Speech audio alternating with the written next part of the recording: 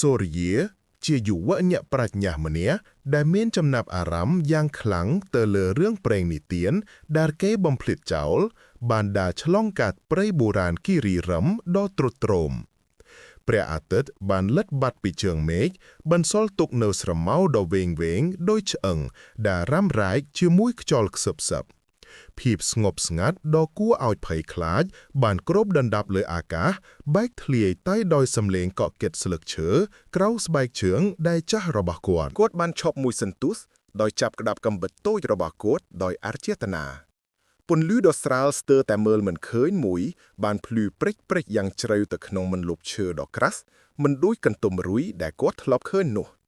វាបញ្ចេញពន្លឺត្រជាក់រស្មីដ៏អាថ៌កំយ៉ាងមួយដែលទាញភ្នែករបស់គាត់ឲ្យមើលកាន់តែជ្រៅទៅក្នុងភាពងងឹតការចង់ដើមចង់លឺដែលជាកម្លាំងដ៏ខ្លាំងក្លាជាងការប្រុងប្រយោជន៍បានជំរុញគាត់ឲ្យបន្តទៅមុខគាត់បានបត់ចេញពីផ្លូវលំដែលស្ទើរតែរលប់ដោយរុញគុម្ពឫស្សីនិងវិលរុក្ខជាតិបន្លាពន្លឺនោះនៅតែមានជានិមិត្តសញ្ញាដ៏ស្ងៀមស្ងាត់មិនរឹងកើទោះបីភាពងងឹតកាន់តែខ្លាំងឡើងក៏ដោយវាហាក់ដូចជាកំពុងអូសទាញគាត់ជាមួយនឹងភាពទាក់ទាញដ៏គួរឲ្យព្រឺព្រួតបន្ទាប់ពីមានអារម្មណ៍ដូចជាយូរអង្វែងគាត់បានចំពប់ជើងដួលចូលទៅក្នុងទីវាលទូចមួយដែលពោរពេញដោយស្មៅព្រៃនៅកណ្ដាលទីវាលនោះមិនមែនជាទម្រង់ថ្មធម្មជាតិទេប៉ុន្តែជាសំណោលដែលទ្រុឌទ្រោមនៃទីសក្ការៈបូជាបុរាណដែលគេបំភ្លេចចោលថ្មដែលពោរពេញដោយស្លែបានធ្វើជាគ្រឹះរបស់វាហើយរូបចម្លាក់ដ៏ស្មុគស្មាញដែលរលុបបាត់បានតុបតែងសសរដែលបាក់បែករបស់វានៅពេលគាត់ឈានជើងទៅជិតភាពត្រជាក់ភ្លាមនិងជ្រាលជ្រៅបានហ៊ុំព័ទ្ធគាត់ជ្រាបចូលទៅក្នុងឆ្អឹងរបស់គាត់ទោះបីជាអាកាសធាតុក្នុងព្រៃសើមល្មមទៅហើយក៏ដោយសីតុណ្ហភាពបានធ្លាក់ចុះជាច្រើនដឺក្រេ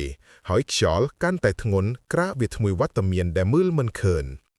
សំឡេងព្រៃឈើសំឡេងចង្រិតយំសំឡេងស្លឹកឈើរឹងងើបានឈប់ភ្លាមបន្សល់ទុកនូវភាពស្ងាត់ដ៏គួរឲ្យព្រឺព្រួចភ្នែករបស់គាត់បានធ្លាក់ចុះទៅលើអាសនៈមួយនៅកណ្ដាលទីសក្ការៈបូជានោះនៅលើអាសនៈនោះមានថ្មរលោងតែមួយដុំខ្មៅដោយថ្មអាប់ស៊ីដាយ៉ែនប៉ុន្តែយ៉ាងណាក៏ដោយវាបានឆ្លុះបញ្ចាំងពន្លឺដ៏អាថ៌កំបាំងដែលបាននាំផ្លូវគាត់មកនៅពេលគាត់លូកដៃទៅប៉ះសំឡេងរងំតិចមួយបានឡានចេញពីថ្មហើយរូបភាពខ្មោចលងស្រាលបានចាប់ផ្ដើមវិលវល់នៅក្នុងជម្រៅរបស់វាមុខមាត់ព្រិចនិមិត្តសញ្ញាបុរាណហើយពន្លឺនៃភ្នែកដ៏ធំមួយដែលពោរពេញដោយទុក្ខសោកខ្យល់ត្រជាក់មួយបានហោះកាត់ត្រចៀករបស់គាត់នាំមកនូវសំឡេងខ្សឹបខ្សៀវដ៏ស្រាលមួយរហូតដល់វាហាក់ដូចជាអារម្មណ៍ជាងសំឡេងវាបាននិយាយភាសាមួយដែលគាត់មិនស្គាល់ប៉ុន្តែសំឡេងរបស់វាបានបង្ហាញពីទុក្ខសោកដ៏ជ្រាលជ្រៅមួយលាយឡំជាមួយនឹងការនឹកនាដ៏បុរាណនិងមិនអាចទ្រាំទ្របានគាត់មានអារម្មណ៍ថាមានការប៉ះមួយរំពាក់ត្រជាក់ដូចទឹកកកនិងទន់ភ្លន់នៅលើកញ្ចឹងករបស់គាត់ការចង់ដឹងចង់ឮផ្នែកប្រាជ្ញារបស់គាត់បានប្រែក្លាយភ្លាមទៅជាការភ័យខ្លាចដ៏ព្រៃសៃនេះមិនមែនគ្រាន់តែជាសំណល់បុរាណដែលគេបំភ្លេចចោលនោះទេតែវាជាកន្លែងនៃការភ្ញាក់រលឹកថាមពលដែលចេញពីថ្មបានកើនឡានហើយខ្យល់បានញ័រញាក់ជាមួយនឹងកម្លាំងដ៏អាក្រក់និងអត្តនិយមគាត់បានដឹងដោយការភ័យខ្លាចថាអ្វីដែលរស់នៅទីនេះឥឡូវនេះបានដឹងពីការលួចចូលរបស់គាត់ហើយគាត់បានចំពប់ជើងថយក្រោយដោយដកភ្នែកចេញពីថ្មទីវាលនោះហាក់ដូចជាផ្លាស់ប្ដូររូបរាងជុំវិញគាត់ស្រមោលកាន់តែជ្រៅទៅជាទម្រង់ដ៏សែនអាក្រក់ពន្លឺដ៏អាត់កំបាំងធ្លាប់ជាអ្នកនាំផ្លូវឥឡូវនេះហាក់ដូចជាបញ្ចេញពន្លឺដោយការចោទប្រកាន់និងការស្រេកឃ្លានដោយសត្វមំសាសីគាត់បានបែរក្រោយហើយរត់ឆ្លងកាត់គុម្ពោតព្រៃដោយមិនខ្វល់ពីការកកគិតនិងប្លានោះទេនៅពីក្រោយខួតខ្យល់បានកក់ទៅជាទម្រង់វាលវល់ដ៏ស្រាលធំនិងស្រដៀងនឹងមនុស្សប៉ុន្តែគ្មានភាពកក់ក្ដៅឬជីវិតទាល់តែសោះចំណុចពន្លឺពីរដូចជាភ្លើងធ្យូងបានលេចឡើងនៅក្នុងរូបរាងមិនច្បាស់លាស់របស់វាចាក់សម្លឹងខ្វាត់ជាមួយនឹងការសម្លឹងដ៏បុរាណនិងញាក់សាច់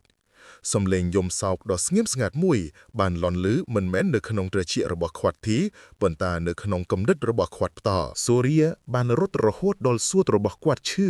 ហើយជើងរបស់គាត់រមួលក្រពើវត្តមានវិញ្ញាណនោះតាមពីក្រោយយ៉ាងប្រកៀកប្រកេកគាត់បានលោតចូលទៅក្នុងប្រហោងទូចចង្អៀតមួយរវាងឫសដើមជ្រៃយ៉ាក់ពីរដោយសង្កត់ខ្លួនគាត់ទៅនឹងដីសើមទម្រង់វិលវល់នោះបានឈប់នៅមាត់រនភ្នែកដកក្តៅរបស់វាចាក់ធ្លុះភាពងងឹតមុននឹងរលាយបាត់បន្តិចម្ដងទៅក្នុងភាពស្រអាប់បន្សល់ទុកនៅភាពត្រជាក់ lingering គាត់ដឹងថាវាមិនទាន់បោះបង់ចោលទេអស់កម្លាំងនឹងញ័រខ្លួន